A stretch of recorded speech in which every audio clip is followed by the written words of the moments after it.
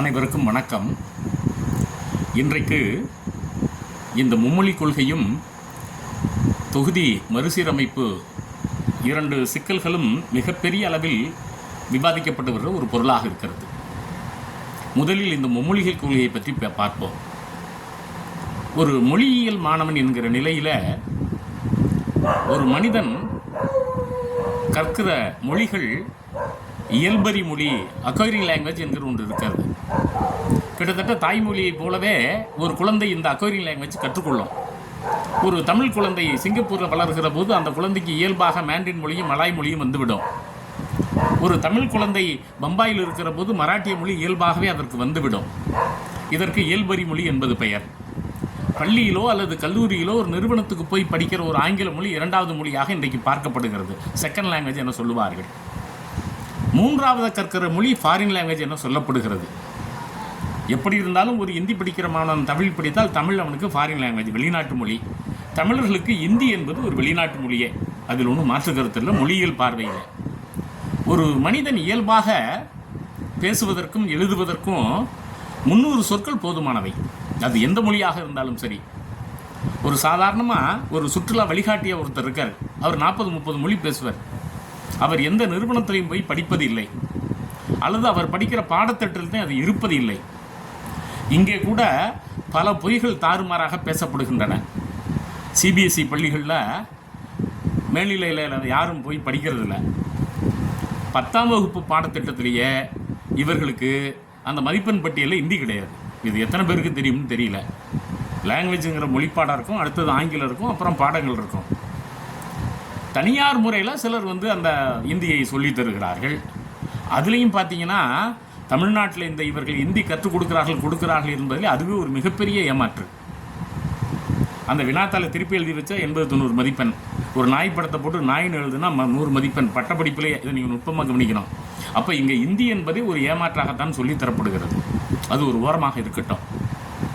இந்த மும்மொழியை ஒரு மனிதன் படித்துத்தான் தீர வேண்டுமா என்றால் அவசியமோ தேவையோ இல்லை. இப்போ நிறைய நண்பர்கள் சொல்லுகிறார்கள், ஒரு சாதாரண ஒரு சரக்குந்தில் நீங்கள் வட மாநிலத்துக்கு போனால் 4 மொழி 1 மாதத்துக்கு கற்றுக்கலாம். இதுக்கு ஏன் பாடத்திட்டத்தில்? இதில் நமக்கான சிக்கல் என்ன அப்படின்னா, ஒரு பள்ளியில் 10ஆம் வகுப்பு தேர்வு முடிவு வருகிற போது 100 பேர் எழுதுகிற இடத்துல 60 பேர் தோல்வி அடைகிறான்னா அந்த 60 பேரும் ஆங்கிலத்தில் தான் தோல்வி அடைகிறான். இதை நுணுக்கமாக நீங்கள் கவனிக்கணும்.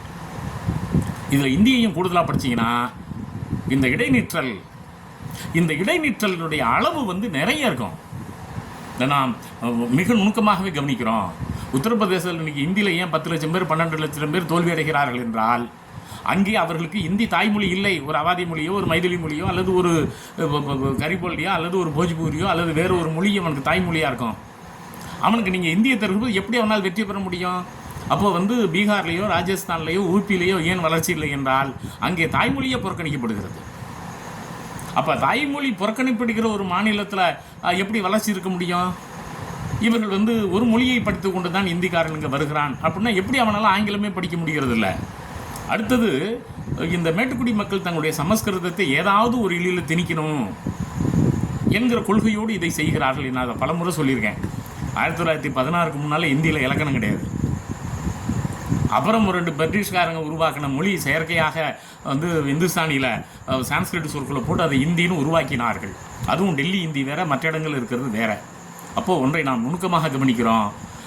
இந்த மேட்டுக்குடிக்காரர்கள் அல்லது ஆரியர்கள் அல்லது பார்ப்பனர்கள் வேண்டுமென்றே தங்களுடைய மொழியை திணிப்பதற்காக உருவாக்கப்பட்ட மொழி தான் இந்த இந்தி. அவர்கள் தங்களுடைய இருப்பை உறுதி சொல்வதற்கு இந்த நாட்டில் இருக்கிற தாய்மொழிகளை எல்லாம் அழிக்க வேண்டும் என்று நினைக்கிறார்கள். ஏன்னால் அவர்களுக்கு இங்கு மொழி இல்லை, இங்கு மாநிலம் இல்லை. இதையும் நாம் கவனத்தில் கொள்கிறோம். அப்போது ஒருவன் ஒரு மொழியை கற்றுக்கொள்வது அவனுடைய தேவையை பொறுத்தது. நான் பம்பாய் தமிழ் சங்கத்துக்கு போனேன். அங்கே எல்லா நண்பர்களும் மராட்டி பேசுகிறார்கள். அவர்கள் என்ன பள்ளியில் படித்து கொண்டா வந்தார்கள்? இந்த சிங்கப்பூரில் வளர்கிற நம்முடைய பிள்ளைகள் இயல்பாக மேண்ட்ரின் பேசுகிறாங்க. நான் அதனால தான் இயல்பறி மொழி, அக்வைரிங் லாங்குவேஜ்னு சொன்னேன். ஒருவருக்கு அக்வைரிங் லாங்குவேஜ் என்பது இயல்பாக வரும். ஒரு குழந்தை சிங்கப்பூரிலோ அல்லது ஒரு குழந்தை பம்பாயிலோ இருந்தால் அது ஒரு மல்டிலிங்குவல் சைல்டு. அது 2-3 மொழிகள் இயல்பாக தெரிந்து கொள்ளும். அதெல்லாம் எந்த பள்ளிக்கூடத்திலும் போய் படிக்கணுங்கிற தேவை கிடையாது. இதை நாம் மிக நுணுக்கமாக கவனிக்கிறோம். அப்படியானால் நண்பர்களே, அவரவர்கள் தங்களுடைய தாய்மொழியும் தொடர்புக்கு ஆங்கில மொழியும் படித்தால் மட்டுமே இந்த சமூகத்தில் முன்னேற முடியும் என்பதுதான் இயல்பான ஒன்று. இதை சிதைப்பதற்கு நாங்கள் வந்து ஒரு சட்டம் வச்சுருக்குறோம், தர்மேந்திர பிரதான் வந்து பணம் தர மாட்டேங்கிறாரு, அவர் என்ன மொழியியலாளரா, இல்லை அவர் என்ன மொழியில் பிஎஸ்சி முடித்தவரா, இல்லை அவருக்கும் இந்த மும்மொழி கொள்கைக்கு என்ன சம்பந்தம்? தமிழ்நாட்டில் 7 கோடி பேர் மேலே வந்து ஒரு தனி மனிதன் கருத்தை திணிப்பதற்கு யார் அனுமதி தந்தது? அவர் ஒடிய மொழி பேசுபவர். அவர் ஏதோ ஒரு 300 சொற்களை இந்தியில் தெரிந்து கொண்டார் என்பதற்காக எல்லோரும் ஒரு இனமே அழிய வேண்டும் என்கிற எப்படி நாம் ஏற்றுக்கொள்ள முடியும்? அடுத்தது இந்த புதிய கல்விக் கொள்கை ஏறுவோம். புதிய கல்விக் கொள்கை என்பது ஒரு பெரிய ஏமாற்று. இவர்கள் நாங்கள் 68 கொண்டு வந்தோம், அப்போ கொண்டு வந்தோம், இந்த பேத்தெல்லாம் தமிழ்நாட்டில் ஆகாது.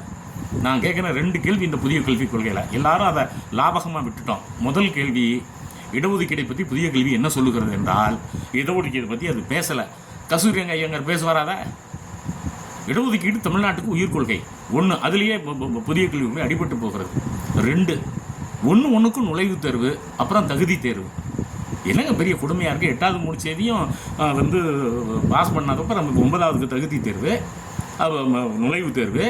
இப்போ நீங்கள் ஒரு பட்டப்படிப்பு முடிச்சிட்டிங்கன்னா ஒரு வேலைக்கு போகிறதுக்கு தகுதி தேர்வு, படிக்க போகணும்னா நுழைவுத் தேர்வு, பிஎல் முடிச்சிட்டிங்கன்னா அதோடு நீங்கள் நீதிமன்றத்தில் போய் வாதாட முடியாது, தகுதி தேர்வு எழுதணும்.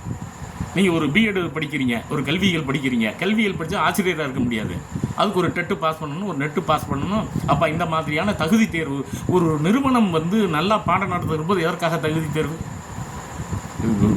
இந்த புதிய கல்விக் கொள்கை என்பது முதல் தலைமுறையாக வருகிற பிற்படுத்தப்பட்ட, தாழ்த்தப்பட்ட அல்லது பட்டியலின மக்கள் வந்து பணிக்கு போவதை தடை செய்வதற்காகவே திட்டமிட்டு கொண்டு வரப்பட்ட நவீன மனுநீதி கொள்கை. அதே போல் எதற்கெடுத்தாலும் நுழைவுத் தேர்வு என்பதே உங்களுடைய நுழைவுத் தேர்வு யோகிதை, உங்களுடைய தகுதி தேர்வு யோகிதை, இதற்றையெல்லாம் நாங்கள் 60-70 ஆண்டுகளாக பார்த்து விட்டோம். அது எப்படி தமிழே தெரியாமல் அஞ்சல் துறையில் வந்து தமிழ் மொழியில் முதல் மதிப்பெண் பெற்று எப்படி வேலைக்கு வர்றான்? அப்படியானால் ஒட்டு மொத்தமாக பெரிய ஊழல் செய்து இவர்கள் எல்லா பக்கத்துக்கும் பணிக்கு செல்வதற்காகவே திட்டமிட்டு இவர்கள் இந்த எதற்கெடுத்தாலும் ஒரு தகுதி தேர்வு வைப்பது, நுழைவுத் தேர்வு வைத்து தங்களுடைய பிள்ளைகளை கொண்டு வருவது. இப்போது இந்த தமிழ்நாடு ஒன்றும் டெல்லிக்காரர்களுக்கு அடிமையான நாடு இல்லை. இவர்கள் வந்து இதற்காக நான் பணம் தர மாட்டேன் என்றால் தமிழ்நாட்டை வந்து இவர்கள் ஒரு நெருக்குதலுக்கு தள்ளுகிறார்கள்.